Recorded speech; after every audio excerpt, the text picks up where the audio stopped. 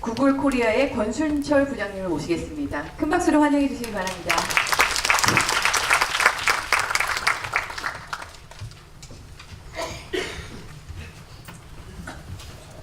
안녕하세요. 방금 소개받은 구글 코리아에서 유튜브 팀에서 근무하고 있는 권순철이라고 합니다.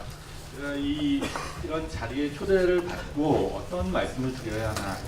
행사 성격은 개발자분들 대상인 것 같고 주제는 아무래도 미디어 플랫폼 쪽인 것 같아서 일단은 어떤 말씀을 드려야 되나 좀 고민을 해봤고, 그래서 이제 생각보다는 저희 그 유튜브라는 서비스에 대해서 많은 분들이 사용을 하고 계신데 이 서비스가 어떤 본질적인 가치를 가지고 계신지 이해하시는 분들은 그렇게 많지 않다라는 생각이 들었어요. 그래서 오늘은 그런 부분들에 대해서 조금 더 얘기를 드리도록 하겠습니다. 자, 그럼 유튜브 서비스, 혹시 여기 유튜브 안 써보신 분 계신가요? 없을 거라고 생각합니다. 예, 의도적이든 아니면 무심결이든 유튜브 서비스 많이 많이 사용하고 계실 텐데요. 근데 실제로 유튜브에 대해서 몇 가지 질문을 드리면 사실 좀 갸우뚱해 하시는 분들이 많아요. 그래서 제가 몇 가지 질문을 한번 드려보도록 하겠습니다. 자, 가장 간단한 거, 유튜브의 생애, 유튜브가 언제 서비스를 시작했을까요? 혹시 아시는 분 계세요? 몇 년 정도라고? 아, 예, 근접하셨는데요. 2005년 5월에 서비스를 시작했습니다. 그러니까 이제 작년에 10년 정도가 됐고요. 이제 11년 차 들어가는 서비스입니다. 정확히는 2005년 4월 며칠쯤 되는데 그때는 이제 굉장히 내부적인 서비스였고 실제 오픈을 런칭한 건 5월입니다. 이제 굉장히 정말 간단한, 저희가 미에떠 주라고 부르는 비디오가 있습니다. 개발자가 최초의 비디오를 동물원에 가서 자기 셀프 카메라를 찍으면서 아, 내가 동물원에 있어 라는 아주 짤막한 동영상이 유튜브에 올라간 최초의 영상이었고요. 그때는 정말 그 유튜브라는 것이 어떤 굉장히 미국적인, 미국에서 홈비디오 같은 거 많이 촬영하지 않습니까?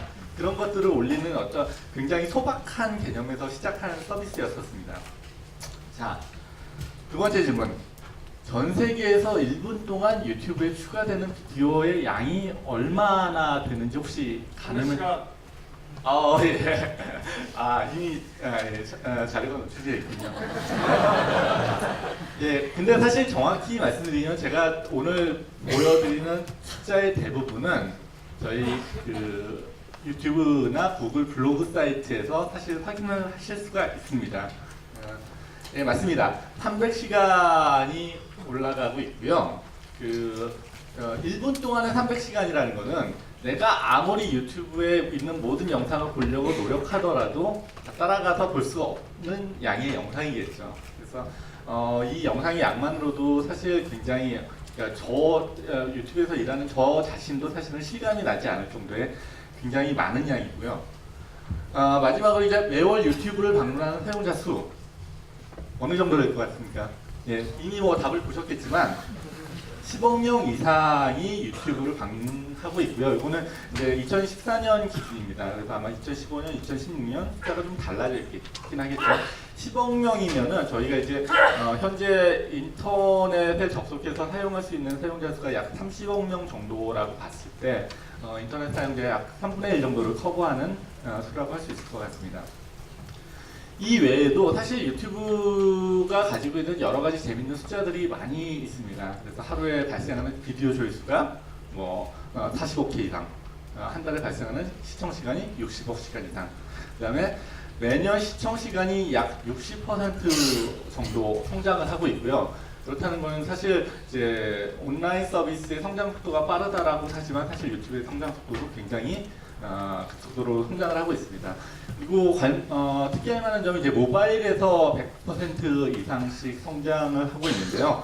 특히나 에이펙 같은 경우는 유튜브 서비스의 사용 그 패턴 자체가 모바일에서 굉장히 높은 편입니다. 그래서 어떻게 보면은 아시아 쪽에서 이런 모바일 트래픽의 성장을 많이 견인을 하고 있다고 볼 수도 있고요. 그다음에 재밌는 사실 중에 하나가 이제 많은 분들이 유튜브 하면은 어떤 굉장히 미국 중심적인 플랫폼이라고 생각을 하시는데 또는 뭐 서양권의 맞는 플랫폼이라고 생각을 하시지만 사실은 80%의 시청 시간이 미국 외에서 발생을 하고 있다는 겁니다. 그렇다는 것은 사실 우리가 이제 주로 보거나 관심을 갖는 것들은 미국 중심적인 컨텐츠일 수 있지만 사실은 미국 외의 컨텐츠들도 여기서 활약할 수 있는 기회가 많이 열렸다는 거겠죠. 그리고 일단 유튜브 자체가 거듭 말씀드리지만 어떤 한 특정 국가를 대상으로 하는 서비스가 아니기 때문에 많은 언어로 조회를 하실 수 있도록 도와드리고 있고요. 그래서 현재 70개 국어 이상의 언어를 지원하고 있는데 아마 대부분의 분들은 그다지 관심을 가지고 계시지 않을 수도 있지만 사실 맨 밑에 보면은 유튜브에서 UI의 언어를 선택을 하실 수가 있습니다. 그리고 그 언어를 변경하는 것들에 따라서 사실은 유튜브에서 굉장히 많은 변화가 일어납니다. 그 다음에 이 70억 개 국어 이상의 언어라는 것들은 95%의 인터넷 사용자의 언어를 지원하는 것이라고 보시면 될 것 같습니다. 아까 앞서 말씀드린 바와 같이 이제 실제로 컨텐츠의 80% 이상이 미국 외에서 소비되고 있다고 말씀드렸는데요. 이것은 이제 사실은 유튜브가 단순히 어떤 영상 플랫폼을 떠나서 어떤 내 컨텐츠를 해외에 배포하기 위한 어떤 배포 플랫폼으로서 활용하실 수가 있다라는 얘기가 됩니다. 요 지금 차트는 사실 저희가 만든 차트는 아니고요. 중앙일보에 나왔던 차트를 인용을 한 것이라서 사실 숫자 자체는 조금 이견이 있을 수 있습니다. 다만 이 차트에서 말씀드리고자 하는 것은 실제로 K-팝이라는 어떤 영상들에 대해서 실제 얼마나 많은 국가에서 조회가 일어났느냐. 그렇다는 것은 사실 만약에 이런 유튜브라는 어떤 글로벌한 플랫폼이 없었을 때 과연 K-팝이 이러한 모든 국가들에 과연 배포를 하고 유통을 하고 사용자들한테 어필할 수 있는 기회가 있었겠느냐라는 점을 한번 생각을 해볼 수가 있겠죠. 실제로 그 유튜브의 많은 컨텐츠 파트너분들이 바라보는 유튜브는 내 컨텐츠 자체가 어떤 좀 더 많은 기회를 가질 수 있는, 비록 내가 컨텐츠 자체를 생산하면서도 이 컨텐츠는 굉장히 한국적이고 한국어로 되어 있지만 사실은 이 영상 자체를 해외에서도 볼 수 있겠구나, 또는 해외에서 어떤 새로운 기회를 찾을 수도 있겠구나라는 고민을 하시면서 이제 유튜브에 이제 어떤 컨텐츠를 공급하시는 경우들이 상당히 많습니다. 저는 어떤 제 개인적인 경험을 한번 예를 들어 드린다면, 유튜브에 이제 사실 영상 업로드들을 하시는 경우들이 많이 있죠. 그냥 개인적인 비디오나 하루는 제가 그 길을 가다가 그 장난감 가게 앞에서 장난감이 이렇게 돌고 있는 거예요. 근데 장난감이 너무 재밌는 거예요. 그래서 이 장난감이 사실 타고 싶다라는 생각이 들었는데 뭐 미처 사지는 못했지만 그래도 이 장난감이 돌아가는 게 기억에 남기고 싶어서 영상을 촬영을 했어요. 그리고 그냥 업로드 버튼을 눌러서 제 채널에 그 장난감 영상을 그냥 올렸어요. 무심코. 근데 이제 유튜브에 영상을 올려보신 분들이면 아시겠지만 그 유튜브에서는 이 영상이 얼마나 많은 조회가 일어나고 어떤 국가에서 조회가 일어나고 이런 것들을 다 보실 수가 있습니다. 그래서 그 영상을 올려놓고 잠깐 잊고 있다가 네, 채널에 들어가서 영상들을 좀 관리를 해봐야 되겠다라고 해서 그 통계를 보다 보니까 이 영상이 사실 뭐 특별한 것도 없는데 뭐 여러 나라, 미국 또는 뭐 영국, 뭐 제가 얼핏 기억하기로는 한 10개 국가 이상에서, 물론 조회수가 높지는 않습니다. 10개국 이상에서 내가 그냥 무심코 길을 가다 찍은 영상을 봐주고 있는 거예요. 사실 그럴 때는 굉장히 어떻게 보면 기분이 좀 묘하더라고요. 이게 내가 특별히 이 영상에 대해서 프로모션을 하지는 않았지만 누군가가 내가 관심을 가지고 있는데 같은 관심을 가져주는 분이 계시는구나 라는 그런 경험을 했었고요. 그래서 사실 여러분들이 올리고 유튜브에 무심코 올린 영상들을 국가를 보시면 사실 그 뭔가 내가 의도하지 않았던 시청자가 내 영상을 봐주고 있을지도 모릅니다. 자, 이 지금 굉장히 큰 숫자들을 보셨는데요. 그러면 많은 분들이 저희한테 물어보십니다. 유튜브의 경쟁력이 뭔가요? 유튜브는 도대체 어떤 전략을 가지고 하고 계신가요? 뭐 이런 사실은 굉장히 거창한 대답을 뭐 구체적인 대답을 기대를 하시고 많이 물어보실 것 같아요.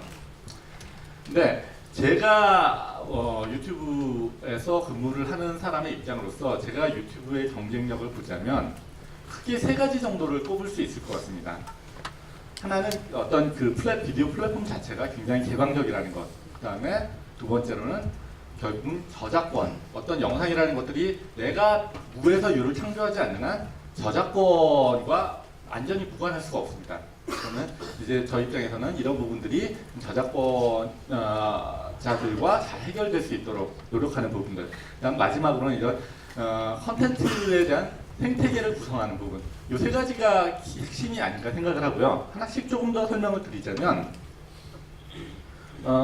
구글의 대부분의 프로덕트들이 그렇듯이 유튜브 플랫폼 역시 굉장히 개방적입니다. 자, 이제 굉장히 짧은 글로 No censorship, no discrimination이라고 적었는데 검열도 없고 차별도 없습니다. 이거는 누구라도 유튜브에 채널을 개설하시면 무제한으로 영상을 업로드할 수 있고 대부분의 기능을 사용을 하실 수가 있습니다. 그러니까 내가 TV 컨텐츠를 가진 파트너든 아니면 개인적으로 채널을 오픈한 사용자든 큰 차이가 없다는 얘기입니다. 뭐 물론 이런 부분들이 그러니까 고비용의 프로덕션 비용을 가진 컨텐츠 파트너분들은 오히려 좀 기분이 나쁘실 수도 있어요. 내가 이렇게 많은 비용을 들여서 컨텐츠를 생산했는데 이 사람들과 같은 대접을 받아야 하나? 뭐 이러실 수도 있는데 이건 저희 기본적인 철학입니다. 다만 제가 대부분의 기능이라고 말씀드린 이유는 저희와 어떤 계약을 하신 그런 저작권에 대해서 계약을 하신 분들 같은 경우는 그 저작권이나 이런 관련된 부분에 있어서 특별히 추가적인 기능이 있을 수는 있습니다. 그러나 일반적으로 영상을 제공하고 업로드하고 그 서비스하는 데 있어서는 큰 영상을 많이 가지고 계신 분들이든 적게 가지고 계신 분들이든 차이는 없다는 겁니다. 그렇다는 것은 컨텐츠 제공자 간의 경쟁 자체도 공정하다는 겁니다. 즉 순수하게 A라는 사람과 B라는 사람이 영상을 올렸습니다. 그러면 누가 더 많이 보게 되느냐? 라는 건 순수하게 그 컨텐츠를 얼마나 잘 만들고 그 컨텐츠에 대해서 얼마나 내가 잘 표현을 하느냐라는 것으로 조회수가 결정이 되는 거죠. 그렇다는 건 이제 기본적으로 플랫폼에 대한 신뢰로 이어질 수 있는 것이라고 생각을 하고요. 그 다음에 사용자 죄송합니다. 사용자 입장에서도 이 플랫폼 자체가 어떤 뭐 특정 환경에서만 사용할 수 있다라고 한다면 굉장히 제약이 많겠죠. 유튜브 플랫폼은 현재 가지고 계신 어떤 모바일이든 데스크탑이든 혹은 TV이든 동일한 기능으로 사용을 하실 수가 있고요. 또는 국가, 미국에 있는 미국에서 업로드되는 영상을 한국에서 감상을 한다거나 한국에서 업로드되는 영상을 동일한 품질의 서비스 수준에서 해외에서 감상을 할 수 있게 된다는 거죠. 자, 그 다음에 두 번째 굉장히 예민한 부분인데요. 저희 유튜브 서비스도 초창기에 런칭을 하면서 굉장히 큰 어려움을 겪었던 부분 중에 하나가 저작권 관련된 부분입니다. 그래서 뭐 과거 기사를 읽으신 분들은 아시겠지만 여러 회사들과 소송도 있었었고, 그래서 유튜브는 기본적으로 이제 이런 영상 컨텐츠 비즈니스를 하기 위해서는 기본적으로 저작권에 대한 부분들이 존중이 돼야 된다라는 게 전제가 돼 있고요. 그래서 그동안에 굉장히 많은 시간과 노력을 통해서 이 부분을 해결을 하려고 노력을 해왔습니다. 근데 이 부분이 중요한 이유는 저작권을 너무 보호하자면 창작자의 자유가 제한이 되고 창작자의 자유를 너무 보장을 해주다 보면 저작권자들이 굉장히 많은 서비스에 대해서 불만을 가질 수가 있게 되겠죠. 그래서 이 부분의 균형을 맞추는 부분들이 굉장히 중요했고요. 현재 시점에서 말씀을 드리자면 저희는 기본적으로 글로벌하게 많은 음악, 영화, 방송사 등과 계약을 해놓은 상태입니다. 그래서 가끔 보시면은 유튜브에 영상을 올리시다 보면은 죄송합니다. 이런 화면을 보신 분들이 계실 거예요. 내가 영상을 올렸는데 이 영상이 뭔가 모종의 이유로 차단이 됐다. 또는 어떤 사람이 권리를 가지고 있다라고 주장을 한다. 라는 화면을 보신 적이 있으실 텐데 이런 메시지를 보시게 되는 것들은 이제 그 저작권자가 유튜브에서 어떤 형태로든지 저작권을 행사를 하는 경우들이 되겠죠. 그래서 일단은 저작권이 있는 컨텐츠들이 올라올 경우에는 저작권자의 의사를 상당 부분 존중을 하게 됩니다. 그래서 저작권자가 이 부분에 대해서 어떤 제한적인 형태로 유튜브에서 사용을 해도 좋다라고 할 수도 있고, 아니면 이 내 영상은 아직 시중에 출시도 되지 않은 영상이기 때문에 이 부분은 올리시면 안 됩니다 라고 할 수도 있는 겁니다. 그래서 기본적으로는 유튜브에서 일어나는 저작권 관리는 저작권자가 직접 수행을 하도록 되어 있습니다. 이거는 이제 DMCA라고 해서 미국에서 어떤 온라인 컨텐츠에 대한 판결이 있었고요. 그 조항에 따라서 저희가 컨텐츠 관리, 저작권 소유자들이 컨텐츠의 저작권을 관리를 할 수 있도록 저희가 시스템을 오픈해서 제공을 해드리고 있습니다. 그래서 저작권자는 기본적으로 어떤 저작권 문제가 발생했을 경우 신고 시스템을 통해서 저희에게 접수를 하거나, 아니면 저작권 관리를 위한 시스템을 운영을 해서 그 컨텐츠에 대해서 허용을 할지 말 것인지를 직접 결정할 수 있도록 되어 있습니다. 자, 근데 그러면은 이제 이런 질문을 하시는 분들이 계실 거예요. 아까 유튜브에서 1분에 뭐 몇백 시간의 영상들이 올라오는데 과연 저작권자들이 이것을 어떻게 관리를 현실적으로 할 수 있을 것이냐라는 질문을 하실 수가 있는데, 그래서 저희 유튜브에서 굉장히 오랜 시간 개발해온 시스템 중에 하나가 컨텐트 ID라는 시스템입니다. 컨텐트 ID는 이제 기본적으로 저희 그 큰 저작권을 가지신 단체들과 계약에 따라 제공이 되고요. 이 컨텐트 ID가 하는 역할은, 예를 들어 음악이라고 해보죠. 내가 소녀시대의 다시 만난 세계라는 노래의 저작권자 SM 엔터테인먼트예요. 그러면은 이 다시 만난 세계에 대해서 사용자들이 올렸을 때 여러 가지 고민이 들 수 있겠죠. 나는 이 노래가 더 흥행을 했으면 좋겠어요. 그래서 더 많은 사용자들이 사용을 했으면 좋겠는데, 또 한편으로는 이거는 내가 수익을 올리고 저작권을 행사하는 내 소중한 저작물인데 사용자들이 마구 퍼가서 사용을 하는 것 자체가 굉장히 부담이 될 수도 있겠죠. 그래서 이 컨텐트 ID 시스템은 저작권자가 저희 시스템에 그 음악을 등록을 해놓으면은 그 음악이 포함된 영상들이 유튜브에 등록이 되면 저작권자에게 알려주게 됩니다. 그럼 그 저작권자는 기본 본인들의 의사에 따라서 이거는 내가 허용을 해주겠다, 아니면은 조건부로 수익화를 하면서 내가 허용을 해주겠다거나, 아니면 내 음악을 소녀시대의 명성에 먹칠을 하는 어떤 다른 영상에 입혔으니 난 사용을 금지를 하겠다라는 것들을 결정을 할 수가 있게 되는 겁니다. 그래서 실제로 대부분의 이런 저작권 관리는 컨텐트 아이디라는 자동화된 시스템에 따라서 운영이 되게 되고요. 그 컨텐트 아이디에 의해서 어떤 컨텐츠가 식별이 될 경우 이런 화면과 같은 메시지를 보시게 될 수가 있습니다. 그래서 기본적으로 저작권자는 내가 적극적으로 어떤 저작권에 대해서 온라인 시스템, 유튜브라는 비디오 플랫폼에서 행사를 하실 수가 있고요. 이용자는 이런 저작권 문제가 발생했을 때 이런 메시지라든가 여러 가지 형태로 알림을 받게 돼서 내가 그에 따라서 대응을 할 수가 있게 되는 거죠. 예를 들면 아까 말씀드린 어떤 노래를 내가 사용을 했더니 저작권자가 당신이 내 노래를 사용했으니 나에게 저작권이 있습니다 라고 얘기를 했을 경우 영상을 만든 사람 입장에서는 몇 가지 결정을 하실 수가 있을 거예요. 영상을 내려야겠다, 내가 잘못 사용했구나, 또는 저작권자가 영상을 차단하지는 않았으니까, 그리고 내가 그 사람의 그 음악이나 영상을 사용한 건 분명하니까 그 사람의 저작권을 존중을 해주고 그 사람의 결정에 따라서 제한적으로 내가 영상을 보이겠다라고 할 수도 있고요. 또는 음악만 빼면 이 영상을 올리는데 전혀 문제가 없나? 그럼 음악을 바꾸지 뭐 이런 식의 이용자가 원하시는 대로 그 저작권에 대해서 내가 대응을 하실 수가 있는 거죠. 마지막으로 그 유튜브의 강점 중에 하나는 견고한 컨텐츠 생태계라고 할 수 있을 것 같습니다. 실제로 저희가 바라볼 때 이 비디오 플랫폼이 돌아가게 하는 데는 세 축이 있는 것 같습니다. 하나는 시청자, 하나는 그 영상을 어떤 컨텐츠를 생산하는 생산자, 그 다음에 이 시청자와 생산자가 어떤 모티베이션을 가지고 계속 영상을 올릴 수 있도록 하는 어떤 수익화 모델을 제공해주는 광고주, 이런 세 축이 있다라고 생각하고요. 이 세 축 중에 어느 하나라도 부족하게 되면 사실 이 생태계가 원활히 돌아갈 수가 없게 되겠죠. 일단은 내가 컨텐츠를 생산하는 입장에서 이 컨텐츠를 봐줄 사람이 없다면은 어떻겠습니까? 그래서 유튜브에서 굉장히 공을 들이는 것 중에 하나가 전 세계에서 다양한 연령과 환경의 시청자를 지원하는 겁니다.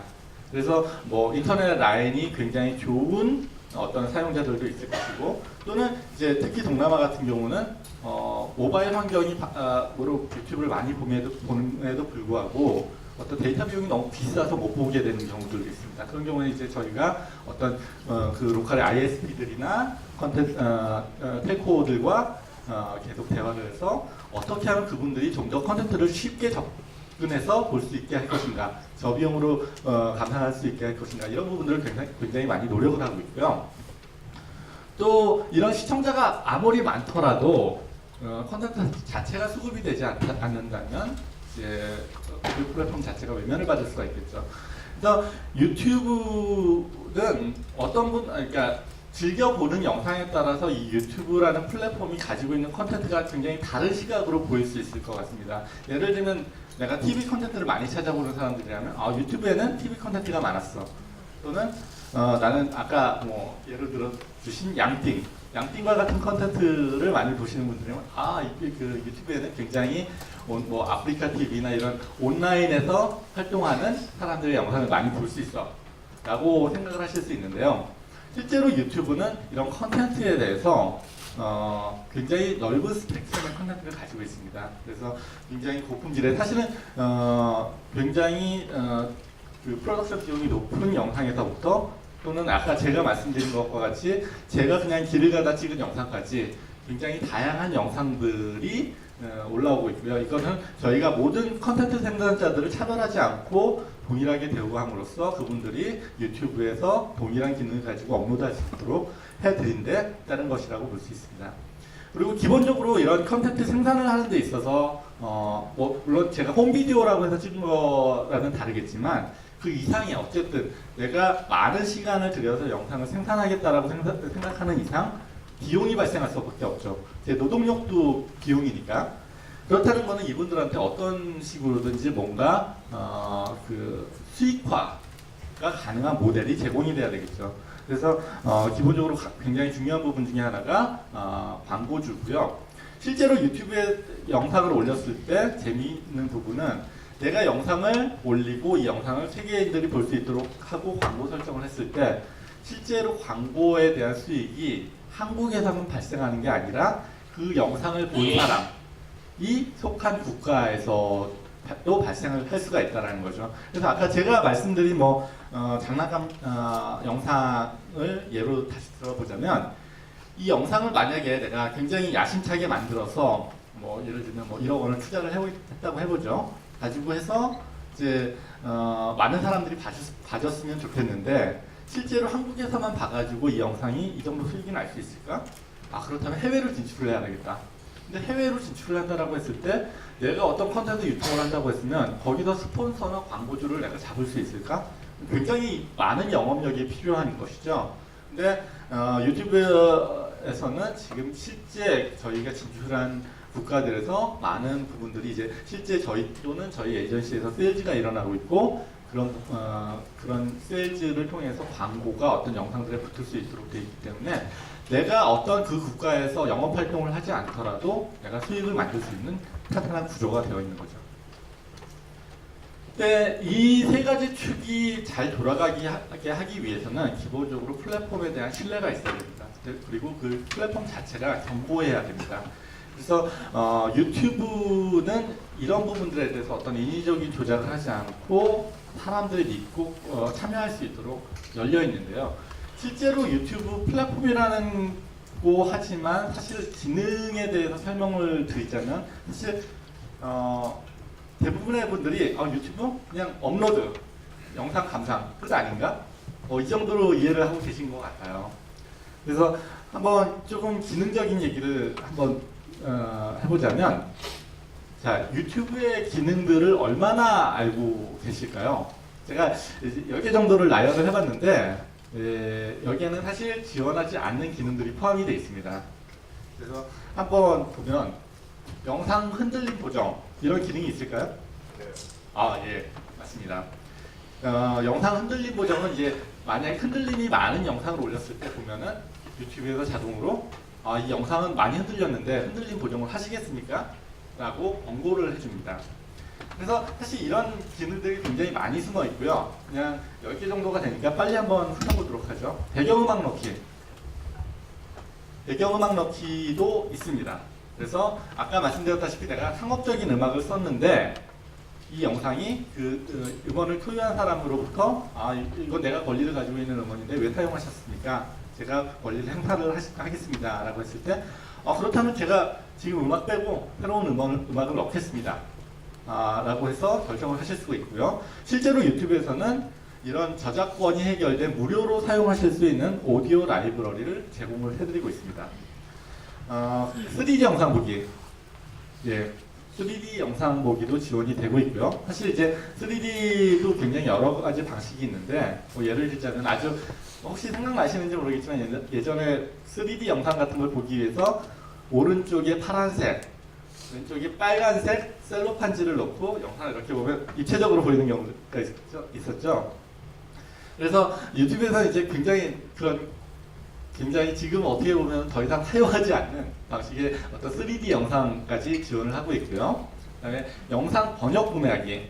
이게 조금 사실 또 요새 핫한 부분인데 유튜브를 가지고 아무래도 내가 한국에서 콘텐츠를 만들어서 해외로 진출을 하고 싶은데 그러면 내가 한국어로 만든 콘텐츠에 누가 이해를 하겠느냐 라고 해서 실제로 얼마 전에 저희가 영상 번역을 구매하실 수 있는 기능을 추가를 했습니다. 그래서 영상을 올리고 이 영상에 대해서 내가 일본에도 내 팬들이 있었으면 좋겠다 라고 할 경우 이 영상에서 그 번역 구매하기 버튼을 누르시면은 실제로 저희에게 등록된 몇 개의 번역업체가 리스트업이 되고요. 그 중에서 내가 가격과 품질이 괜찮다고 생각되는 업체를 선택해서 그 업체에게 번역을 요청을 할 수도 있습니다.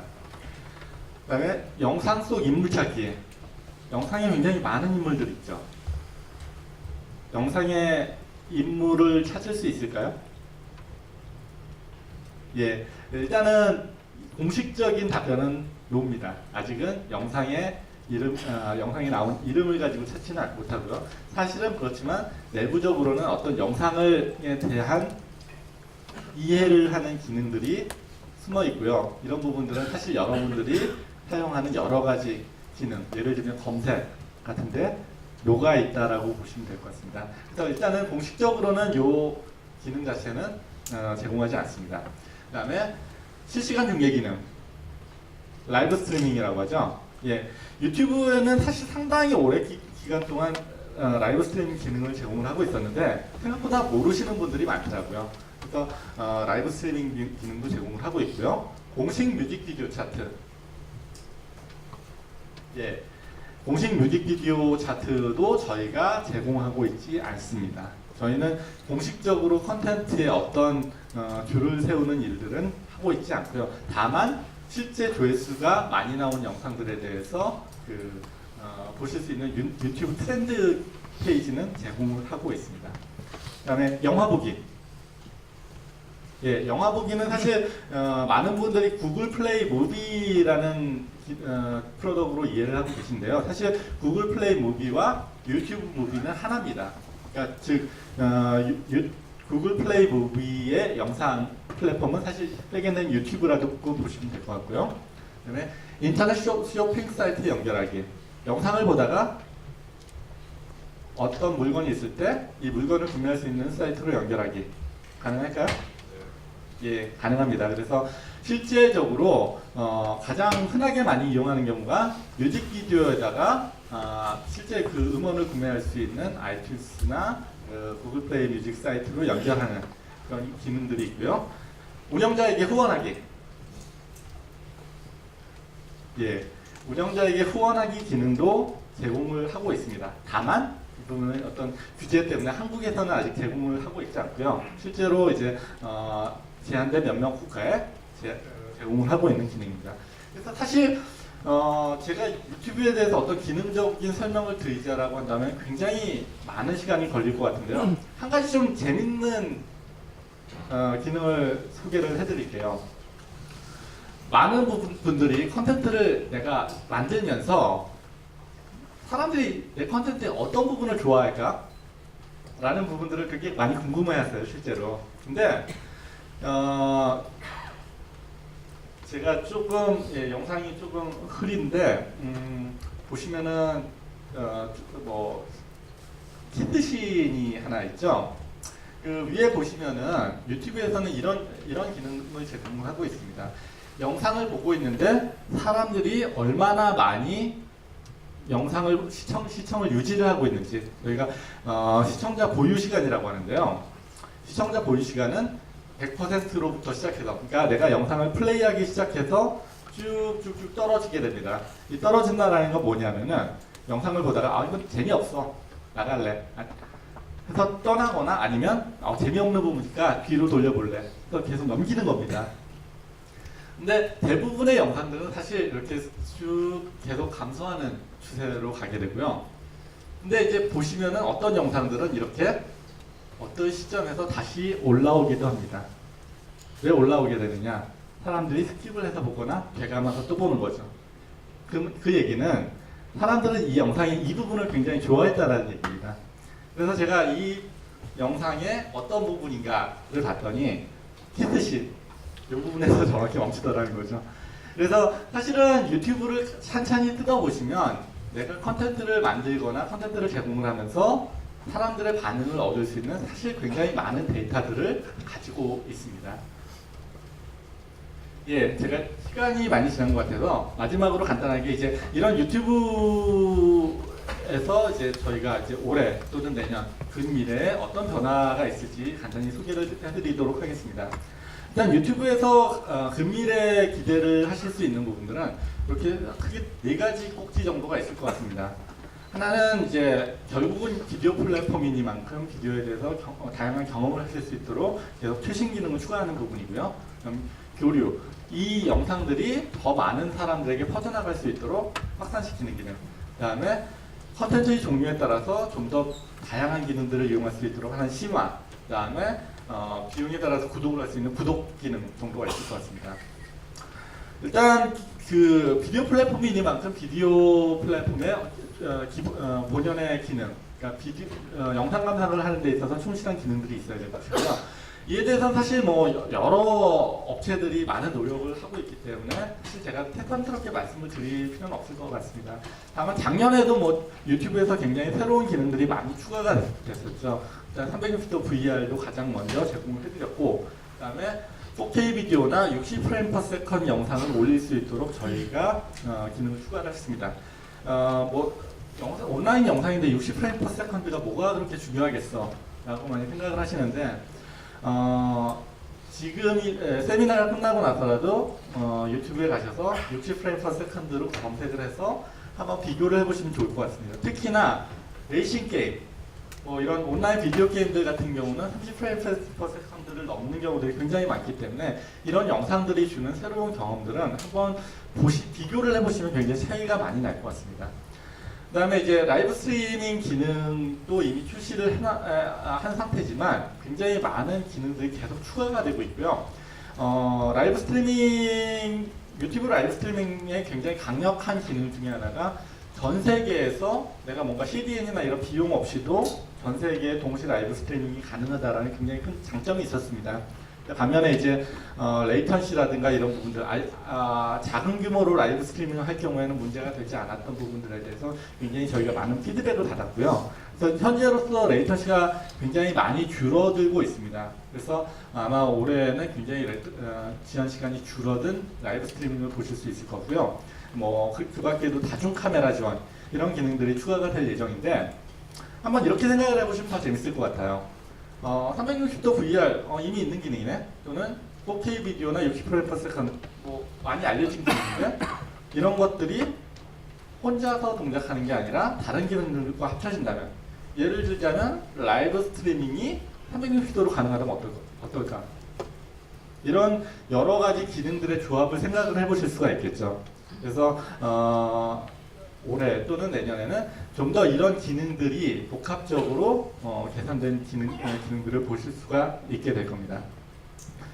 그리고 이제 아까도 말씀드렸다시피 유튜브는 굉장히 어떤 컨텐츠를 배포하기 위한 플랫폼으로서 굉장히 많이 역할을 하고 있는데요.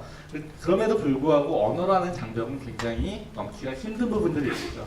그래서 올해 유튜브에서 굉장히 집중하고 있는 부분 중에 하나가 인터내셔널라이제이션, 즉 내가 영상을 올렸지만 이 영상이 어떻게 하면 해외에서 좀 더 많이 소비를 할 수 있을 것인가, 또는 나는 해외에서 많은 영상들을 보고 싶은데 영어가 좀 부족하거나 일본어가 부족해서 이 영상들을 이해를 못하는데 어떻게 하면 이런 영상들을 내가 소비할 수 있을까.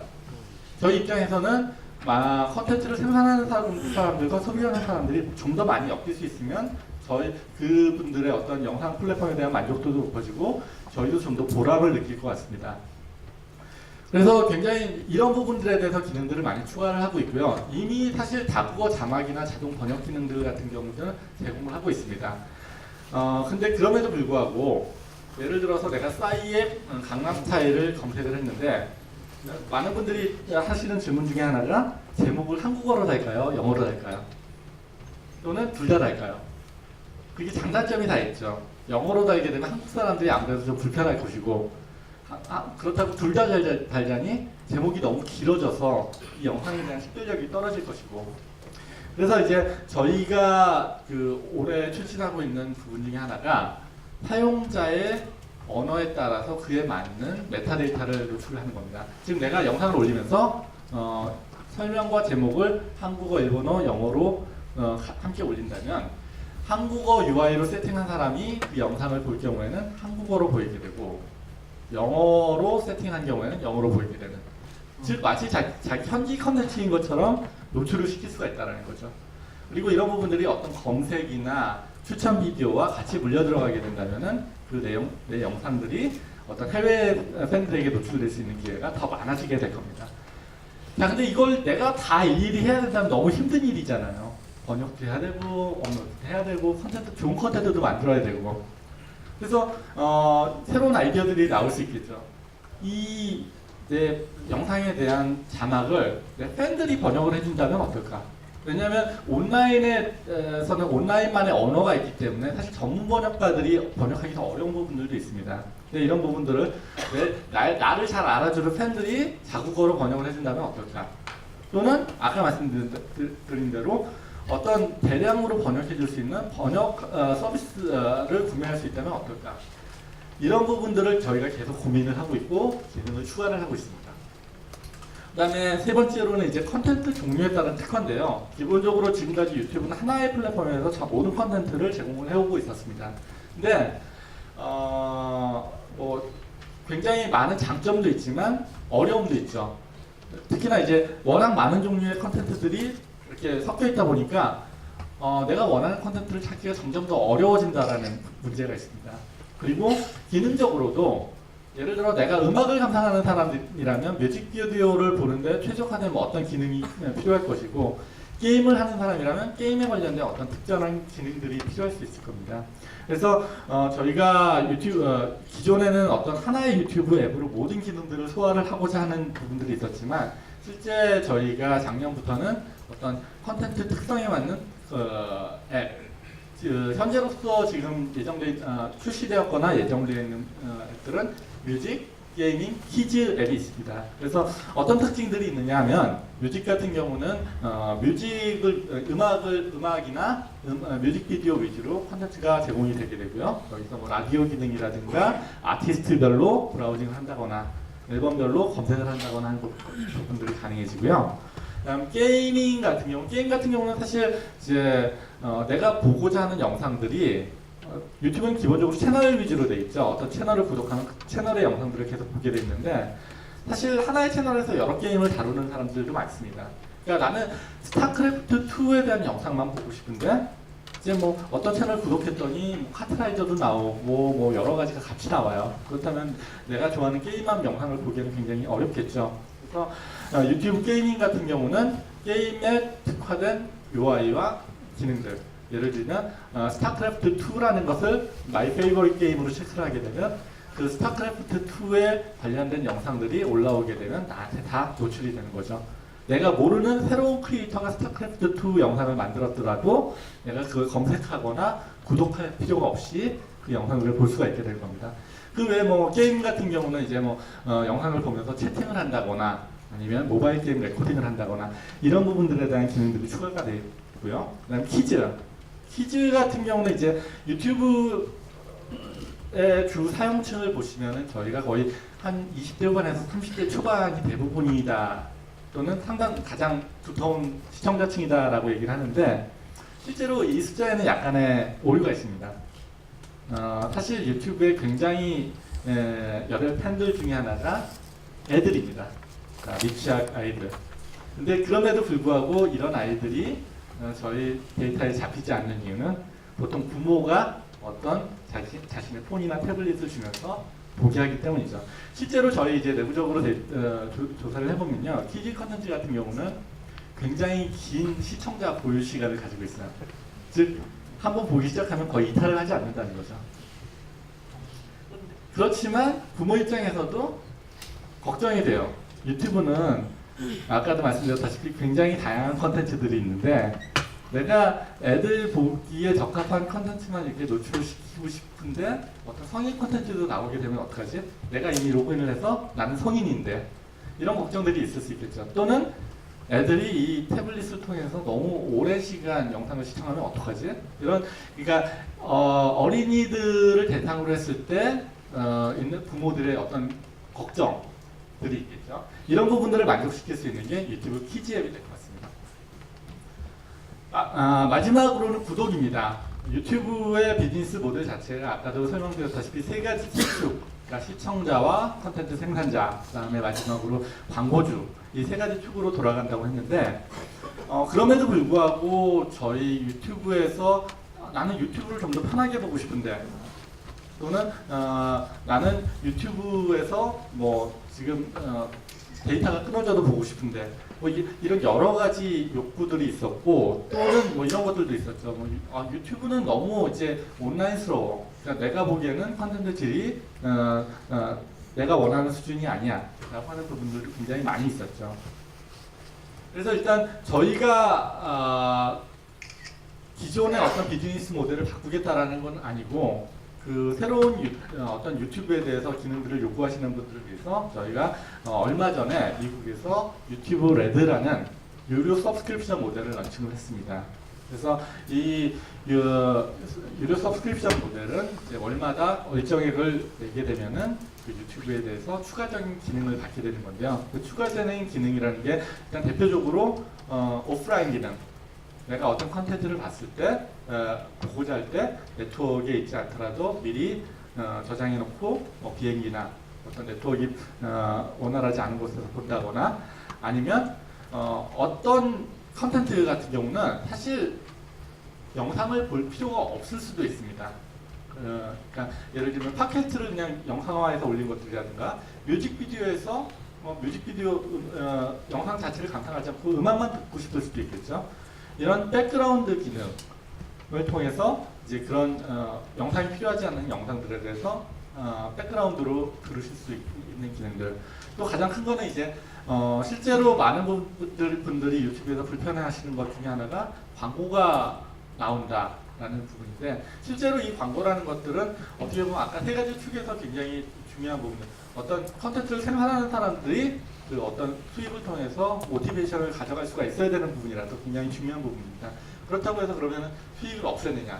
그렇다면 그건 이제 컨텐츠를 생산하시는 분들에게 마이너스가 될 수 있겠죠.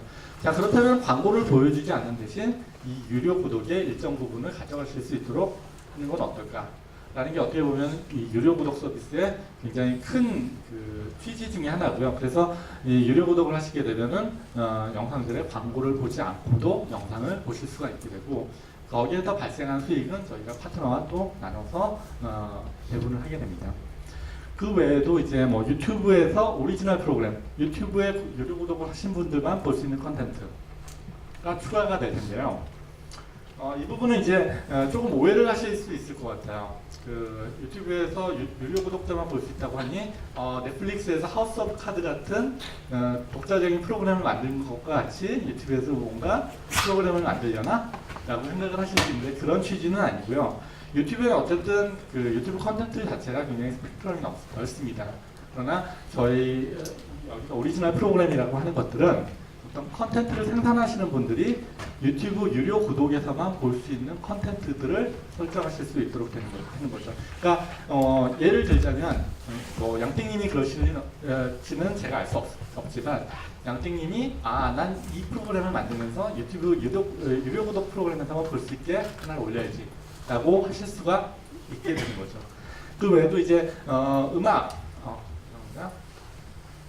아까 보셨던 유튜브 뮤직이나 또는 저희가 같이 서비스하고 있는 구글 플레이 뮤직에 대한 서비스도 같이 사용하실 수 있도록 되어 있습니다. 그래서 이제 유튜브가 뭐 기존에 가지고 있던 저희가 전략을 바꾸는 건 아니겠지만 이렇게 새로운 방향을 통해서 좀 더 많은 사람들의 욕구를 만족시키고자 계속 노력을 하고 있습니다. 그래서 여기까지 해서 제가 발표를 마치겠고요. 혹시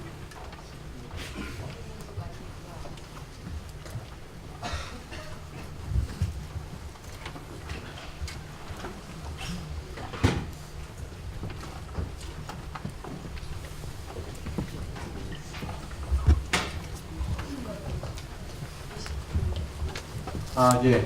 일단 뭐 제가 가장 먼저 있는 국가별로 시청 권한이 제한된 경우가 있는데 이거는 어떤 이해관계 때문인지 라고 질문을 주셨습니다. 예, 실제로 콘텐츠가 국가별로 제한된 경우들이 있고요.